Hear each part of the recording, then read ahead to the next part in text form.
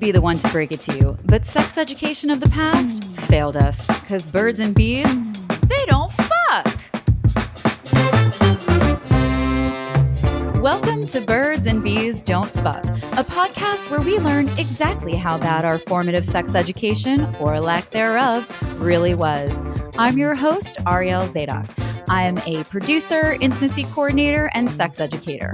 My guest today is an actor, comedian, bidet ambassador, and creator of Comedian Feud. Welcome to the show, Jacquis Neal. Yeah. What's up? How we doing? Oh my God. Yes.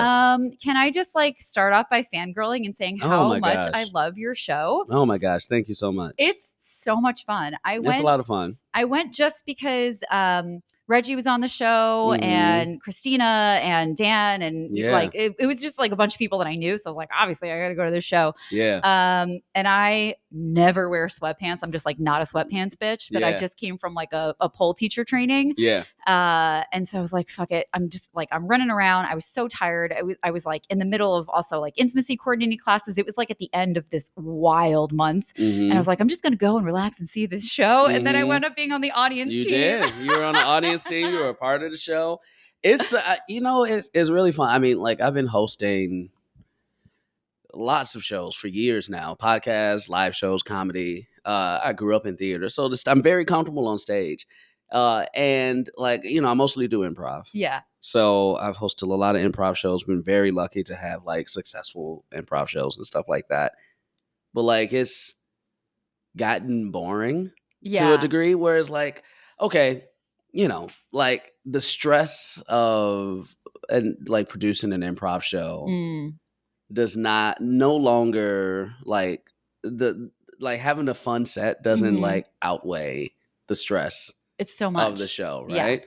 So I'm all right, well, what's something I can do? And I love game shows. I love hosting. You're so good at it. You're so good and it's so fun. It's so fun. I love it.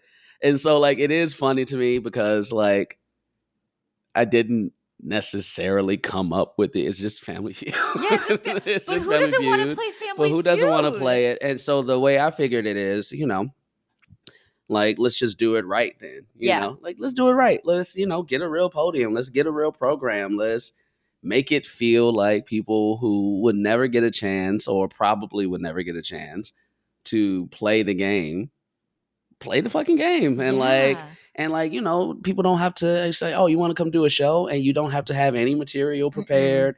And you also don't have to do a show. You can just come and play a fucking game. Yeah. People are loving it. So I'm having a good time. Come and play. And yeah. Listen. And get raunchy and get rowdy and fucking have fun on stage. Just have fun on stage with your friends. Yeah. Without worrying about needing to perform is surprisingly something that most of us don't get a chance to do often. Yeah. So I think I think that's why people really enjoy the show. So. Watching it and doing it. And just to tie it back to sex, that sex is play. And as adults, and this is what I love improv about, this is why I love improv so much as well.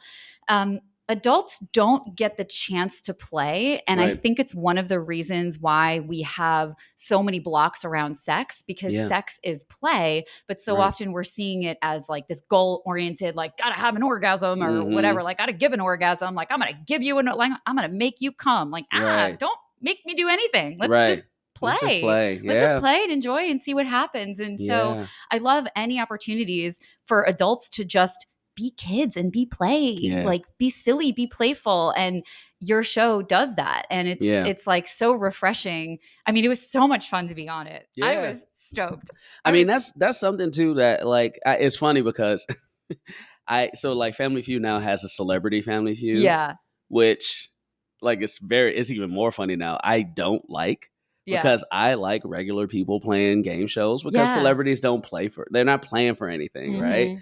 And part of the fun of game shows to me is not only the fun that the people who are playing it have, they're having it, but they're playing for something. So you can see the competitive juices going, or you can see oh, this actually means something. These 5 minutes mean something because there's a reward at the end of this. But this version is very much Celebrity Family Feud because there's no like these comedians don't need $25 to No, they don't care. Like they don't give a shit, you know. But like, hey, don't knock that blooming onion. You listen, it's very good, but it does get their competitive juice. Like, oh, we are playing for something. But an important part of this show for me that like I never wanted to get rid of and is important was like having the audience come on and play because like that is a fun thing too. I want them to like get a chance to experience it as well. So, and then now I'm on Celebrity Family Feud. Like I'll be on in the next couple of weeks. Yeah. Yay! So like so I'm like I just have to like give in to like Celebrity Family Feud is the show now. What a fun it totally makes sense, but like I feel like things like that don't always happen where you model a show against something that exists and then they're like ignore you or whatever. Like coming and doing the show, that's amazing. Yeah, it was great. And Steve knows about the show. Yeah, the producers knew about Comedian Feud. I was surprised. My lawyer was like, "Don't talk about it." Yeah, and I was like, "Okay." And then they was like, "So you want us to talk about it?" I was like, "Oh shit!" Yes, I do. Like, yes, I do. It was cool. How long have you been doing it now? Comedian Feud. It's weird because there used to be a version of the show like right before the pandemic, like 2019, and then but it was very small. It was different, you know, like we didn't have a podium or, you know, it was just, and there was an improv aspect to it.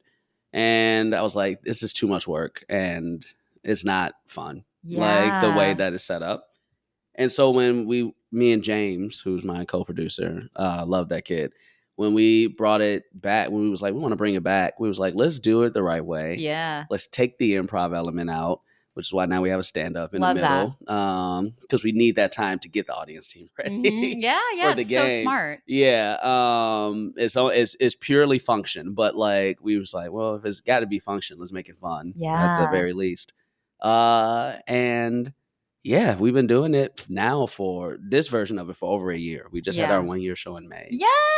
Yeah, it was super fun. Super fun. Man, as a producer, I'm always like, you just can't take that brain off. You cannot take that hat off. So every single time I go to any show, if it's on stage or if I'm watching a show or whatever, like I'm just always looking at the production of it. Yeah. And so it was great for me also to be on the audience side of things because of course I'm looking at like, oh, I love how they get the host in. And before the host, they have like the warm up guy. You really run it like not a multicam. Or like a game show. Yeah, like a game show. Like, you know, you really do. Like you have your warm-up person, they're there getting everybody ready. Then you come out, then you get everybody ready. We introduce everybody. Yeah. Like just the way that the whole thing was laid out it was just so good. Did you have to get any rights or anything to do it? No, I don't. And you know, there's probably a version where I should get some rights for things like using their music and stuff like that. It's not televised. But it's a live show and like we've started to live stream it. So like we may run into that at some point, and when we do, we'll cross that bridge. Yeah. But no, the actual gameplay, like you can't really own copyright. That. You can't own a game like, oh, play a game like this. Yeah. Like, you know. Which is why there's several versions of Uno. And shit like that. You just can't call it Uno, or you can't use like certain things like draw for, you know. You gotta change that. You gotta change the little things, but the gameplay can be the same. Yeah. You know? So and it's not called, you know, Family Feud. It's called Comedian Feud, which, you know, it works. It works a little bit. So but we'll see. What I think is so interesting about the show itself, whether it's Family Feud or Comedian Feud, is it is such a great insight into how people think, especially about sexuality and things like those are my of course, those are my favorite ones. But those are my favorite questions they're too. Just because the answers are so like, y'all need some help. Yeah, yeah, I know. Truly, some of the things that come up, I'm like, oh boy. I know. Even on Celebrity Feud, when I was on it, like, I mean, the episode hasn't aired yet. The season is now currently going. Yeah. So my episode is coming up soon. Like, like almost every answer I gave was a sexual answer. Because I'm just like, that's such a big part of like how we think. And people are so, and a lot of times people will be like, I'll see this at the game a lot where obvious answer is staring them right in the face. Oh my God. But they will not say it because they feel embarrassed to say something sexual. And it's just like, fuck that. It's like, go get the points. You're trying to win, right? Yeah. So like, you're so hung up on not wanting to say anything sexual that you will risk losing. Like, that makes no sense to me, but it happens so fucking much. Oh, God. Which is why when somebody does say the sexual answer is like the it's like the funny shit. Which is, is this comedy too, so I get it. Yeah. But like, it is very interesting to me. Yeah, I mean, it's tied up so deeply in guilt and shame and purity culture, and I mean, sex is so hard for people to talk about. Even just to say, like, it's anal August right now. Right. For someone to say anal. It's like, ooh. Like, a little what? It's what? It's a part of your body. Is butt play August, you said? It's a booty play. A little booty play? Yeah. It is so interesting. And I'm very interested to see how the next generation, because it's definitely still within our generation, 100,000%. But the people who are like I have a 6-year-old niece. Mm-hmm. What is it going to be like when she is our age? Right. And how different is the social landscape going to be in situations like that on a game show with someone saying boobs or nipples or foreplay or oral sex or whatever? Like, those are things that commonly come up in those questions. So it'll be interesting to see over time how that changes. I know. I mean, like, it also is interesting how it sometimes feels like it goes back and forth. Oh yeah. Like for instance, and a lot of that has to do with like our Here she is. Here she is. A lot of that has to do with our like views on like consent and just proper like way to act. Mm-hmm. Right? Oh yeah. But like, I'll use Family Feud as an example. In the 70s, Richard Dawson was kissing every woman on stage, right? Yeah. Like, husbands was right there, kiss. Like, probably underage, kiss. No problem. Right? And then, but I've talked to a few friends about this, and like, that never registered as weird to me because I also grew up seeing like my granddad like kiss like other women on the lips or on the cheeks, or it was just like a way to greet. Hey, how you doing, Mother Mary? Like at church, or like, they like, it was just like, oh, that's just how you greet people, right? And like, and some people, depending on where people are from or their age, some people would be like, that, no, hell no, and like other people would be like, yeah, that happened a lot, and it's just like, that has changed too. Like, I can't see nobody doing that. Like, especially not in the workplace. I mean, especially not in the workplace, which is good. It's a good thing. It's a good thing for sure. But it is interesting how like sometimes it does go back and forth. Where like at one point that was more of a comfort to some people. Yeah, and we've had to change that, but we also now are talking about sex more than ever. Yeah. Like, and here's the thing. Was it a comfort to the people on the receiving end because it kept them safe? Because it kept them safe, right. So there's a lot of So what is the comfort? It's like, this is what it is. It's like, you want to talk about the culture of Hollywood and sexual harassment and things like that. It's like, well, that's just how it is, or that's just how he is, or like, hey, just, there are all these different things that people do to deflect that. I mean, that's why intimacy coordinators are here now, so that we can stand in the way and we can recognize it, and we are the person to step in and say, hey, listen, let's go have a conversation. Right. Because you may not understand this or you may not recognize this, but your behavior is inappropriate. It's or whatever. Inappropriate, yeah. It's so interesting. I probably 2 days ago, because I just had to work with the intimacy coordinator as well on a movie that I was doing. And we were talking about like showmances. Yeah. Oh, and like, it's always been a thing. Always. Like, it's always been a thing. Mm-hmm. And it always will be. But it feels like, you're getting more and more like showmances that aren't necessarily, like, you'll find out like, oh, they're dating? Yeah. Oh, shit. Where it used to be like, yeah, showmances are a thing, but we know about it. Yeah. Where now it's happening so much that there's so many we don't even hear about. Like, oh, they're dating? Oh, yeah, they play boyfriend and girlfriend, or boyfriend and boyfriend, or, they play partners. And I was talking to someone and I was like, Oh, because I had a little showmans, and like we've all had a we've all had showmancer we've too, had a especially little if you want that travel showmans, job. Like, right? let's be honest. And we had an intimacy coordinator, and we both were like, I wonder if like the respect that an intimacy coordinator brings to the relationship that you guys, like, you are doing this in a way that makes you comfortable, does make you more intimate to a degree with your partner, because like you have established like a comfort out of like permission and consent and like all these things, and it makes you feel like, oh, I can trust this person a little bit more, which like is an intimate thing, right? That does like, so when the show is over or the filming is over, you're like, you're a good person, and like I saw you respect me, I saw you, and I wonder, has that led to more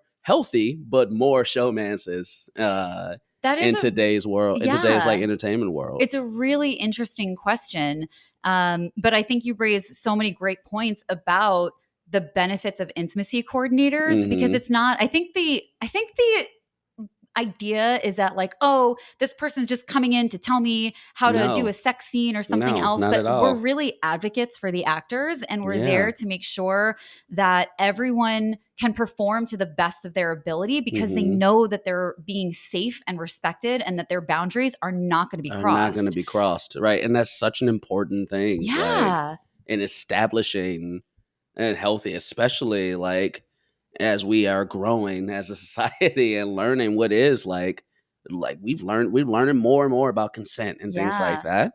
I think it's real. I think it's dope. I think it's really fucking dope. And honestly, it teaches people like the things that you learn while working with an intimacy coordinator around communication, around your boundaries, around recognizing within yourself what you do and do not feel comfortable with. That's an exercise that most people are not doing unless they're working with someone, or like they've done the work on their own. So these are skills that people take far beyond set. And that's why I think, to a degree, it is possible that we may see more relationships, or at least the people who are working with intimacy coordinators and like really like buying into the process of it, they likely will find themselves in much healthier relationships, because they just learned a little bit about how to recognize when a boundary is being crossed, or maybe how to talk about it, or how to even know that they are entitled to boundaries.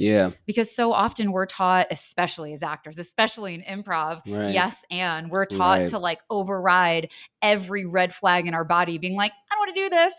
But also, I don't want to get fired, so I'm going to do it. Right. You know? Exactly. It was an interesting conversation that I had not thought about, because and the reason it got brought up is because I play baseball. Yeah. And somebody, I don't want to put their business out, but somebody who is on a Netflix show, and it's in the current movie right now, is dating a person who they had a relationship with on the show on Netflix. And they're dating now. And it was like, oh, I didn't know they were dating. And I was like, well, yeah, like I guess they played like, they had like a little tryst on the show, and it's like that made them.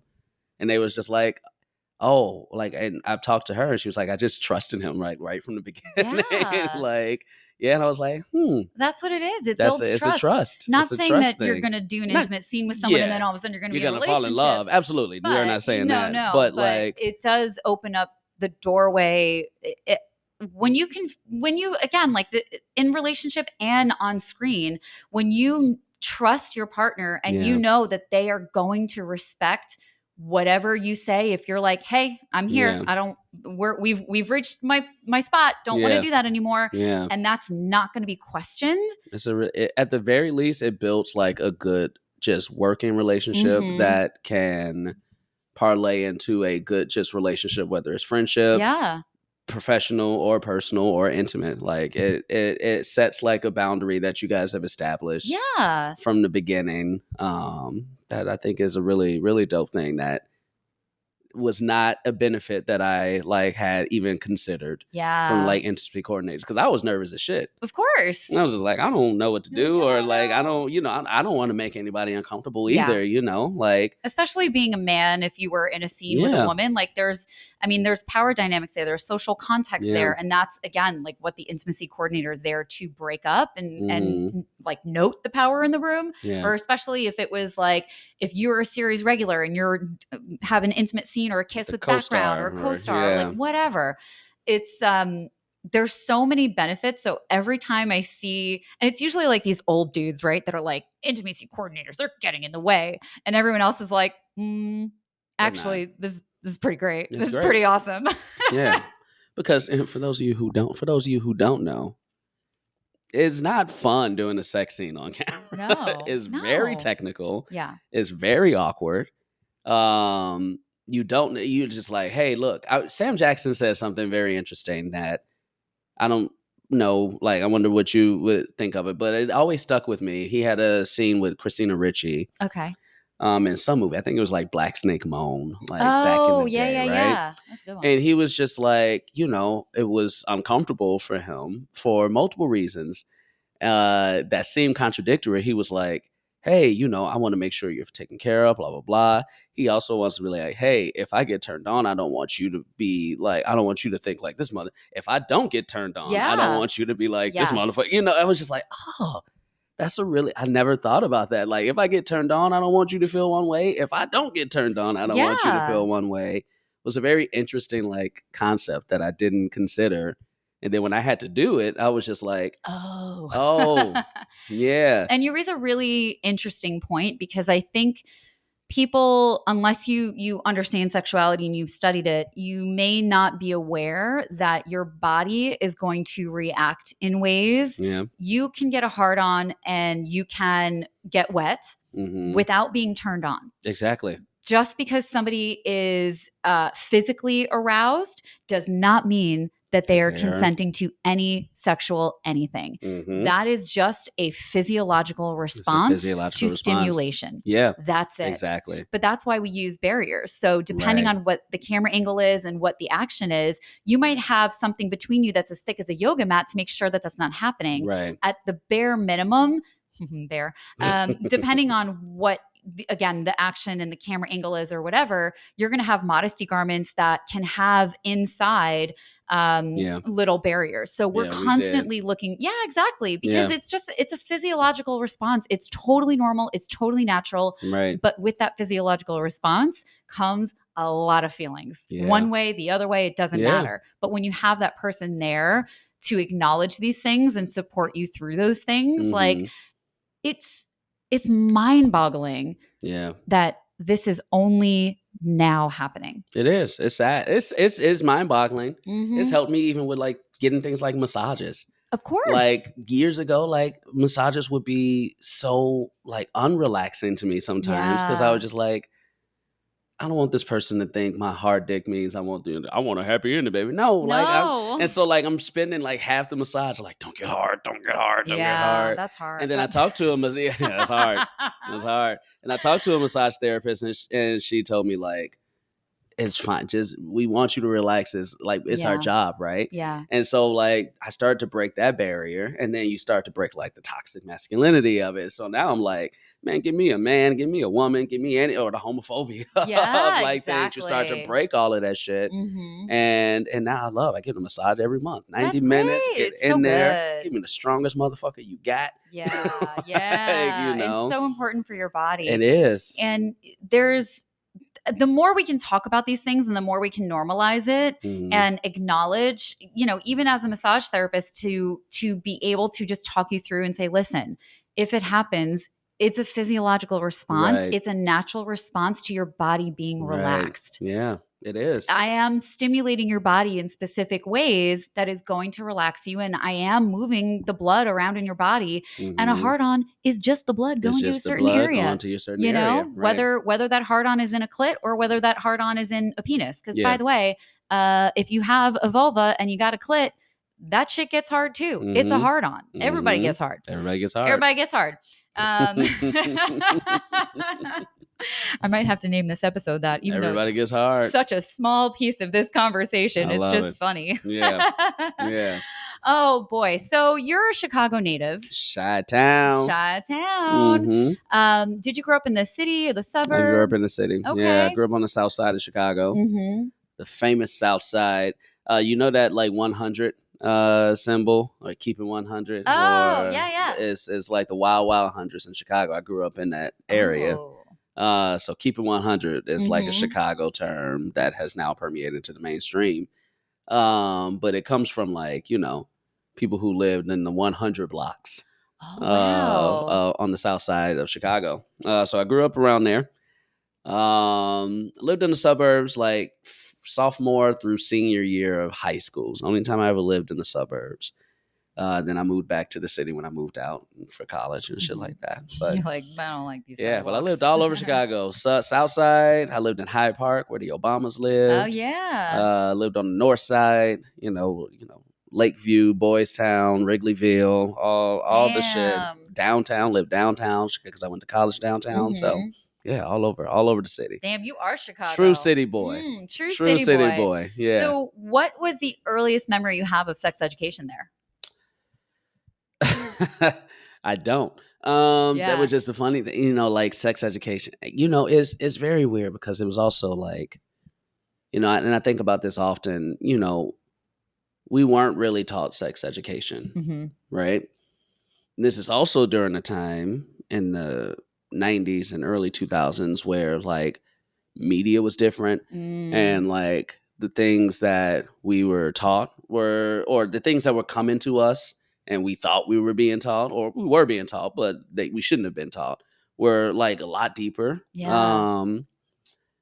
So sex was very much growing up, especially like as a young Black kid, very much like a thing that you felt you had to do. I lost my virginity when I was 15. Yeah. Which like is whatever. Like I don't, I'm not ashamed of that. Or if anybody lost their virginity at any age that was consensual and like you felt you were taken care of, I don't think you should be ashamed of it. Absolutely not. But it's still a very young age to lose your virginity as well, because you don't have the full, landscape of what these things mean and you're learning on the go and shit like that.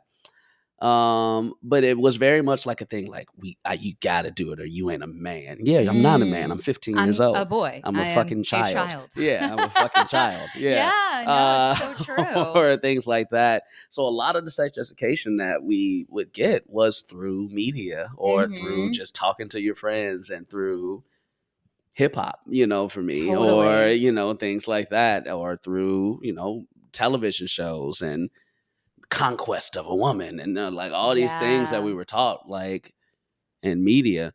And so when it came to, and I never had like the birds and the bees talk with like my mom is a single mom. My mom had me at 16 years old. Oh, so wow. She was a baby too. She was a child as well.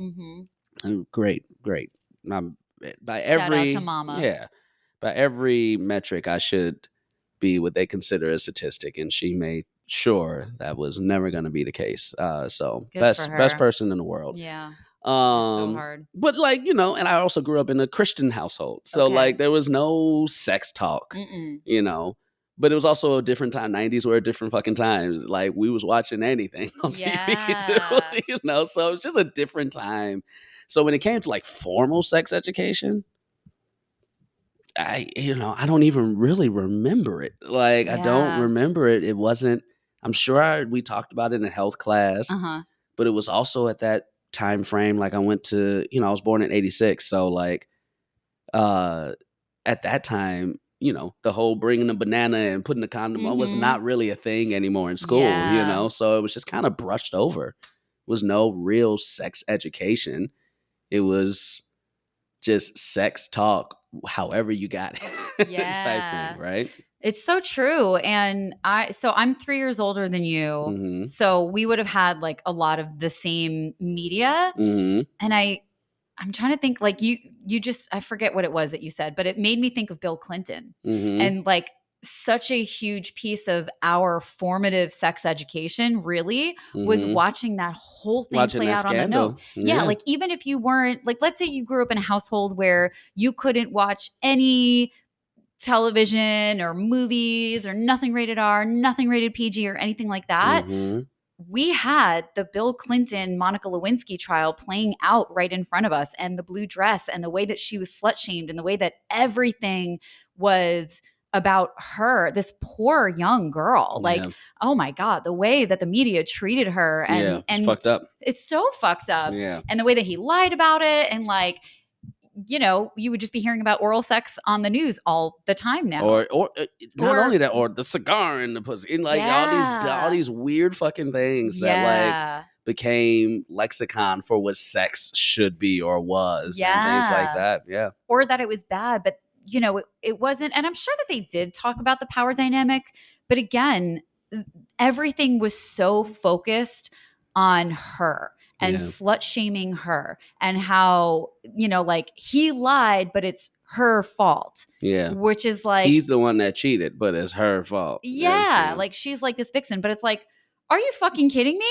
Yeah. He's an older man in the biggest position of power. She's an intern. She's a young girl. Like how could, like decades later, now people are starting to be okay about it, but like her life was ruined because of what the culture at the time was and how we view women ultimately and these acts, because ultimately oral sex is not bad.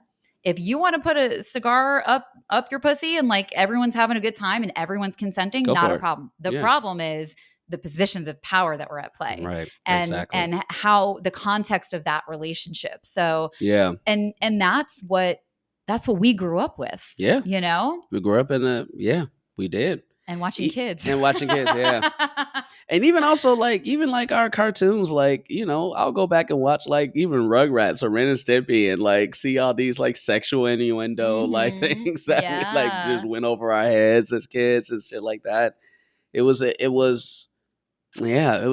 very wild time. And the thing that, you know, like you said, the power dynamics were talked about, but unfortunately at that age, we didn't have you know, the tool set to understand if it was being talked about. You know, we were very much looking at the black and white, which was, you know, the shit that, this is how you treat women who like do shit like this, or, you know, like don't suck dick or you're a whore, right? You exactly. know, as opposed to like, even though like men like getting they suck dicks up. So and by the way, sucking dick is great. Yeah, it was great. I love to get down on some D. So you know what? Can I say something? Yeah, that, you like, can. I and this is why I love like being able to have open conversations, and I think people need to recognize like you're not gonna know everything, and you will, like, just based on the way you were brought up, like you will like have you will learn like, oh, maybe I shouldn't be doing that or saying that. I used to always, you know, like suck my dick was always like a big thing, right? Oh yeah. For us growing up, for like, growing fuck up, you, suck my dick, whatever. Suck my dick, and it's still a thing. Suck it. Remember the whole like suck it thing? Oh my! It was from wrestling. Listen, I got in trouble for doing some side. I'll still do the suck it side. That's just pop culture. That's funny. Yeah. Totally. I love wrestling. I'm a wrestling fan, so I love it. But I remember one time I said it, and I was in a sketch rehearsal, and my homie Joe Gould, great dude, gay man, and he was like, I don't get why that's an insult. Like, he's like, I like getting my dick sucked, and you're telling somebody like suck my dick is an insult, but are you not gonna like it, or like, you know? I'm just like, what if they love sucking dick? Like, that makes all the sense in the world. So like, I've like tried very hard and pretty much have like dropped that like from my life vocabulary. Now I say just like, you know, kiss my dirty ass or some shit. Which maybe you do like that. Maybe you like that too. You know, or something, you know, but like it's very interesting, like how we don't even like recognize like some of these things. He didn't say it like you're bad for saying that. He was just like, I don't get that term. I was like, interesting. But I also think that term saying like suck my dick I also think, first of all, it's rooted in homophobia, because it would be like men saying it to men, and like, if you suck my dick, then like you're whatever. Yeah. And then the other thing is that, again, it's that power dynamic of like, and I also think that in terms of the power dynamic of giving and receiving oral sex, if you are the person giving oral sex, you, I think, are in the position of power. Yeah. Because you're giving this experience to someone. Yeah. And not everyone can do it well, and not everyone gets to do that. So like, I mean, they're all of it is in a position of power, because if you're giving someone the privilege of allowing them to give you pleasure, that's a certain position of power, because you're giving them the consent to do something like that. And if you are the person who is giving the pleasure to someone, that's also a position of power, because you're wielding pleasure, right? So like it's a swirl. It's a constant swirl. It's a swirl of power and pleasure and dynamics and permission and all of that stuff, which is like what makes it so sexy and fun. Makes it so you fun. know? Like, but there are so many of those terms that we grew up with that are just like, the fuck are you saying, dude? What the fuck are you saying? Yeah. But it's mostly rooted in homophobia. It's mostly rooted, if not all rooted in homophobia. Like saying gay or something that was like, I saw that Hillary Duff commercial recently, and I remember, you remember that shit? No, what was it? It was the one where it was like, hey, don't say like something is gay because you mean it's stupid or things like that. Yeah, it came out like in the early 2000s or mid 2000s. Oh, wow. Like those are terms, you know, I'm so happy that they had to gone from our like lexicon and our vocabulary and the zeitgeist, you know. Mm-hmm. But you know, that is what we grew up with. That is what we grew up with. And it was always, and it was, I will say, it would be kind of fun to, if someone would be like, that's gay. And you'd be like, yeah, that is actually super bright and fun. Yeah. That's actually awesome. Yeah. It is gay and happy and wonderful. Which is the original term of gay, you know. I mean, it's the same. One of my favorites. Yeah. One of my favorite, like another one of my friends, and like we say this, he's a gay man as well. We say this to each other. He's like, hey boy, that's about as gay as the time the Flintstones had, because it was like we'll have a gay old time. Yeah. And it's so funny to me, like how much that's changed. Like we start associating that word with bad when the original word, like the term original was happy. Was good and happy. Yeah. I mean, listen, language, especially language when it comes to sexuality, does shift and change. You can look at the word queer, because queer originally, that word was rooted in being weird or off or odd or bad. So the original meaning of queer was something negative, whereas now it is an identity that people have reclaimed. And like, you know, like I would consider myself queer because I'm not necessarily straight. I'm mostly straight, but also I'm not. So like I would say queer. I'm even like to say that because I don't feel like I deserve it sometimes, which is like a whole other level, right? Like it's like that's a whole other conversation. But that's why some people they don't want to be called queer, because that word still has that negative connotation. So whenever we're talking about anybody, first of all, like, why are you talking about someone's sexuality? First and foremost. But if there is cause for us to be identifying people in that way, it's so important that we're asking the individual, like, how do you identify? How do you want me? How would you say this? Because that's how I want to say this for you. Whether that's sexuality or gender or name or anything. It's like, we got to let other people take the lead on this. You can't be like, and then you can't be offended when people are like, I don't want to go by the word queer, or I don't identify. Why would you be? You know? Yeah, that's dumb. Yeah. It's language changes. Thank God. It's very. I am happy with. Not happy. We still have a long way to go on many intersectional like highways, but like it is nice that, you know, you're talking about what these next generations are going to do. That we have, at least in my mind, from where we were when I was growing up to where we are now, are much more comfortable talking about these things and also like calling out these things and, you know, pushing the envelope as far as like, we need to change the way we talk about, think about, say, or act in all these different like aspects, especially with sexuality and things like that. And so it's a very good time we're living in. Yeah. As opposed to 15, 20, even 10 years ago. It was bad. And still we have so much more to go. so much fucking more to go. Oh boy, there's so much.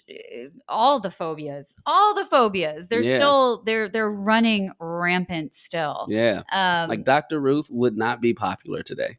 No. And not in the way she was, but she was popular because like it was like the only person talking about it. One of the few, thing. One of the very, very few. Yeah. And it is, you know, I say this about therapists a lot, but this is really important about sex educators as well. Mm-hmm.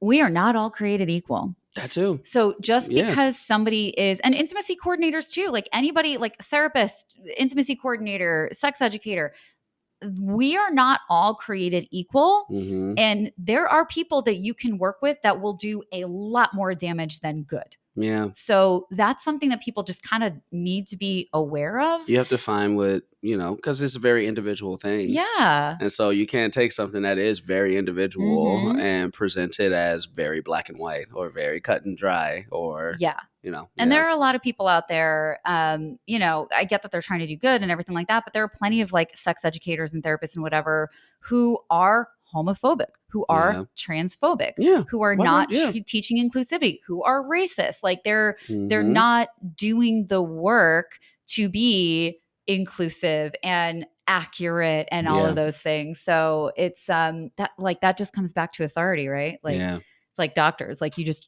trust a doctor because they have a degree. Like shit, Google got a degree. No. Let me tell you about the medical industrial complex.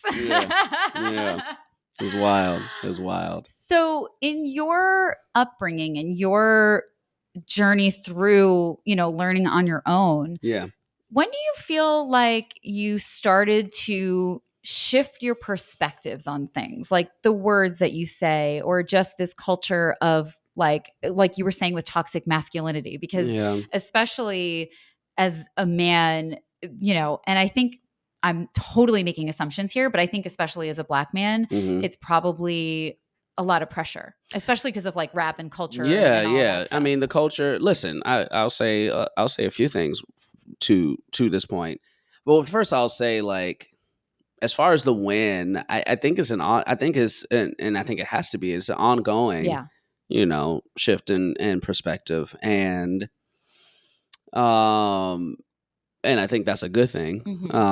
I will always have blind spots, and I think the people that don't recognize that are the dangerous ones, to 100%. Be honest. In any, you know, whether it comes to sexuality, race, you know, homophobia, anything like. So it's ongoing, but you know, in the Black community, you know, homophobia is rampant, especially when I was growing up. And toxicity against, you know, with men is rampant because it's toxic in hip hop. And that's a whole nother conversation, you know, because it is an art form still as well. So, you know, it's a back and forth of, you know, the hip hop world has grown as well, but you know, we have to allow it to grow based on like the roots and the white supremacy that it 100%. Came from. So, you know, that's a whole nother podcast. But But it's all tied into sexuality. It's all tied in together. So I think for me, my mom is bisexual. And she's had a partner since I was 14. Okay. And so like that's where my brothers and my nieces and everything all stems from. Like they're separated right now, but her wife, essentially. And I found out because I walked in on them when I was 14. So in 2000. Found out, and so like, you know, and like, you know, I'm a 14-year-old boy, Southside Chicago, hip hop, Christian household. Like, what the fuck? You're like, your brain was blown, I'm sure. And so like, you know, a lot of my early life was steeped in homophobia because like that's just all I was taught, you know. And by the way, lesbians are completely erased. So like when you talk about homophobia, what was women having sex with women even like, right, you know, it was, even then it was very much, it was still steeped in like male pleasure, you know. And so when you walk in on your mom with another woman, it's very much not steeped in your pleasures. So like, you know, it is a eye-opening it was an eye-opening day. And so I remember like a few months later, she like came out to me, and like I didn't understand. I didn't have the language or understanding, like, you know. And I wish I could go back and, you know, I didn't be like, you blah blah blah, you know, still my mom, but I was just like, I don't understand it. I don't know why, blah blah blah. You know, a lot of these things, and also a single mom, like I didn't have a dad in the house, so you know. And then I remember I was dating someone who also came from a religious household, and we were dating, and they found out my mom was a lesbian, and the conversation, like we had to have a talk with my grandma, who's the religious one. Like they had to have, we all went out to dinner, and like my grandma was like, you know, we're still praying in this house, and like, you know, Mr. Moff, I don't want to say his name. My girlfriend's dad was like, yeah, how, you know, look, because it was like, do they have to break up? That was the conversation. Oh, you Do they two? have to? Yeah, do me Okay, and the my girlfriend have kids. to break up because my mom is a Oh my God. lesbian? Yeah. And Yeah. and then, you know, we didn't, but because Mr. Moffat, because her dad was like, how could he don't like, how could he know what to say, or you know, blah blah, which I actually appreciate because he was a black preacher. And Yeah. you know, he understood and knows very narrow terms.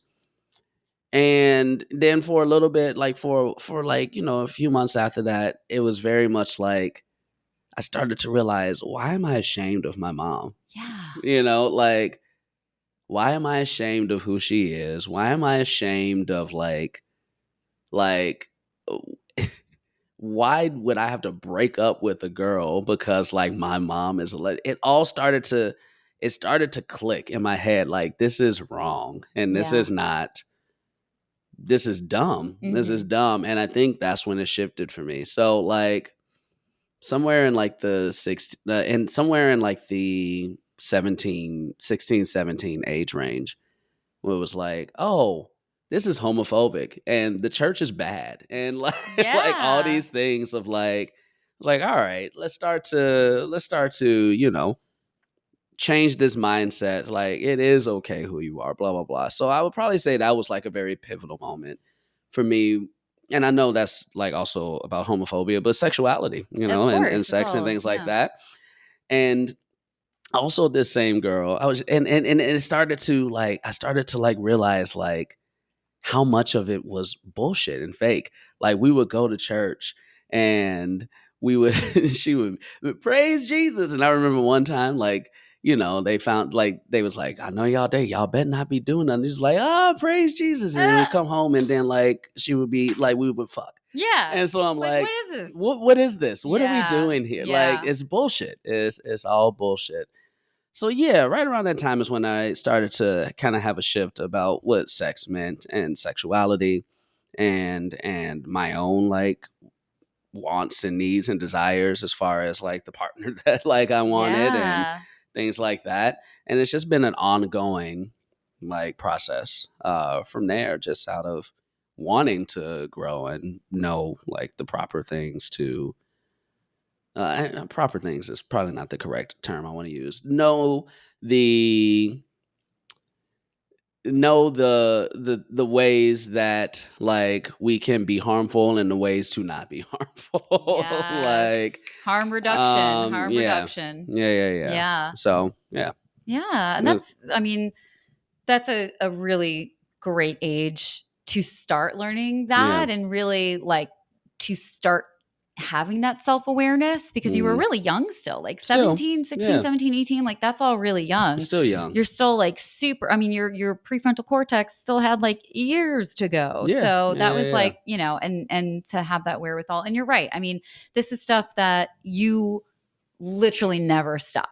Like you never sex stop. as a study, as a science is constantly changing because we're constantly learning more and humans explore more and we're becoming more open and we're having more conversations. So, I mean, and it goes like, I'm never embarrassed to like say like, oh yeah, man, I learned something new. Like, I even though it was like 16, 17, don't get me wrong. I still probably, I know, like I probably said some fucked up shit for sure, like, or things like that. All of us did. In the subsequent years, the years to follow.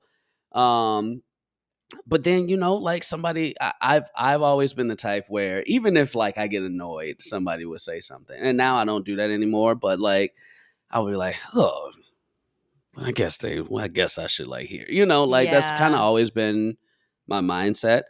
And even recently, like I was sketch rehearsal again, and like something came up about like bisexuality in the sketch.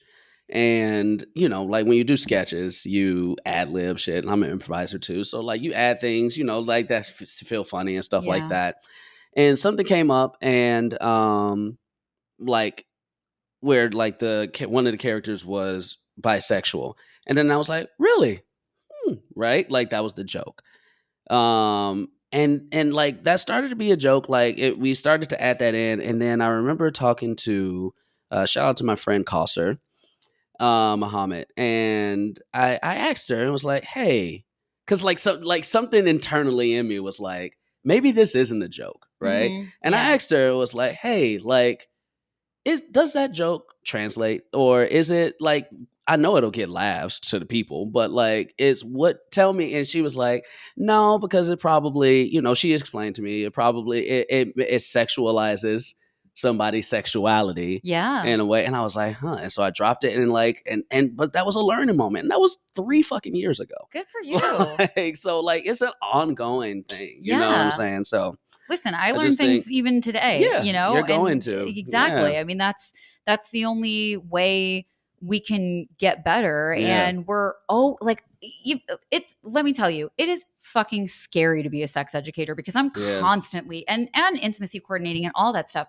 I'm constantly afraid I'm going to say something fucked up. But at the end of the day, I'm a human being, and the only thing I can do is grow from that. So like I might say something that might be wrong or needs to be better fact check or whatever. And then someone can correct me and I can thank them and I can look into it and research it myself and then make the adjustment and we move on. And that's how we grow. Like that's, that's the best we can do. Yeah. But Jacquis. Yes. It's time for a pop quiz. Oh shit. Pop quiz. Let's do it. I'm ready. Okay. I love a pop quiz. What do the letters in LGBTQIA+ stand for? I love this because people are gonna be like, God damn, what if I don't know? I know. I just did something like question. I just did something like this with Black History and asking white people, and it delighted me. Yeah, that was the show that I did. Oh, really? Which, by the way, I totally understand when you're on the spot. Yeah. You're like, I literally know nothing right now. Yeah. All right. So L, lesbian. G, gay. B, bisexual. T, transgender. Q, queer. I. That's the one that is it intersex? Yeah. Yes, intersex. A. I. No, sorry, we just did I. A. This is a hard one. I know I've heard it. A. Oh my gosh. As soon as you tell me, I'm going to be like, of course, yes. Give me the second letter. What's the second letter? Like after A. Like what's Plus. A? It's no. A, Like what's the word the word that A is? Oh, it might give it away. Okay, AS. Asexual. Yeah. Yes. I knew that. And plus is one that I am ignorant on. Like I've heard a couple things, but I for whatever reason have not retained the plus. Plus covers like okay. No, go ahead. All of the other identities because there are many other more. identities. Maybe that's why. and we're learning more every single day for the most part. Okay. And it's interesting with A because it does stand for asexual, but there are people that like to say that it stands for ally. No, I know that's not correct. Yes. That's not correct. That was not that I knew that was not the one, which is why. Do you know why ally is not appropriate for that? Well, because it's not an identity. Yes. Yes, because it's not an identity, because it's not marginalized. And also, you just because you're an ally for one identity does not make you an ally for everything. All. Think about how many people that are pro-gay, pro-lesbian, pro-bi, and are transphobic. So that is the best example of it. People are like, love is love, but I mean, there was something that came up with like poll classes and a teacher saying that they don't want like a transgender woman in a female only class. And like someone responded, they're like, love is love and I'm an ally and blah, blah, blah. And it's just like, okay, well, you just outlined all of the reasons why you're not an ally and why you're not actually safe. So let's get over that. Women are women, trans women are women, get the fuck over it. So ally is absolutely not appropriate for the A. I think like, for me as a black man, a black person in this country, on this planet, for a lot of things, and it doesn't always work, but for a lot of things, I try to think of them from an intersectional mindset. Yeah. And so like with ally, for instance, and why it's not appropriate and why it's weird to me that some people think that's what A means, is because you can be an ally to a black person. It doesn't make you black. Mm-hmm. It doesn't give you that experience. It doesn't give you that experience. So to make a ally in a term that is about the identity of the person or the sexuality of a person, like, is ludicrous. Well, and it also centers the ally, and it like, centers it ain't them. about you. It's not about you. It is not about you, baby. Yeah. Ally is. I always find ally to be a weird word because just exactly what you said. Like, you can be an ally on one street and not an ally on another, right? Or you can be an ally one day and like do some shit that's not very aligned. Y'all need an example of that? Yeah. Look at a black, bi, trans woman. Yeah. And how much intersectionality, you know what? Make her a Jew. Yeah. And now she's a Jew as well. Right. How many layers of intersectionality are in that one human being? So many. And depending on the person that you're talking to, they can be a dangerous person or a safe person. Yeah. And it's like, and depending on what information they know about that individual, they could be, it's like, it's so fucking layered. It's so, layered. It's so layered. We all got to grow. We got to learn. We got to do all the things. Yeah. But we got to be able to find you. Where can people find you? Oh, that's it? That's it? That's it? Oh, shit. Oh, shit. I was like, boy, I'm about to fuck this quiz up. I haven't had a quiz in years. I know. I try to keep it light, Try to keep it light. Okay. Thank you. Maybe I'll do an end of season pop quiz that people can take and then I grade people on it. Yes. Thank you for having me. At Jacquis Neal on everything. My website, jacquisneal.com. Easiest ways to find out whatever you need to know or want to know about me. Simple as that. Also, come to Comedian Feud. Come to Comedian Feud. I can still promote that. It's a game show. It's live. It's so live game fun show. If you're in LA. What theater is it at? Remind me. The Elysian. That's right. The Elysian. The Elysian Theater. Yeah. It's so much fun, y'all. Like, come to the show. It's so much fun. Yeah. Thank you so much for coming on the show and doing this. Oh my gosh. Delightful. Thank you so much. I appreciate it. Yeah. If you like this show, it's in its infancy. Please help me. Like, subscribe, send it to a friend. Come to Comedy Feud. If there's someone that you want me to have on the show, whether they're a comedian or a sexuality professional, hit me up. And then I can be like, hey, people want you. So come do my show. But leave a 5-star review. If you have a pop quiz that you want me to ask people, leave it in there. I'll give you a little shout out. But I don't know how to get people to listen to the show other than saying, tell your friends. So tell your friends. Thank you so much. Goodbye.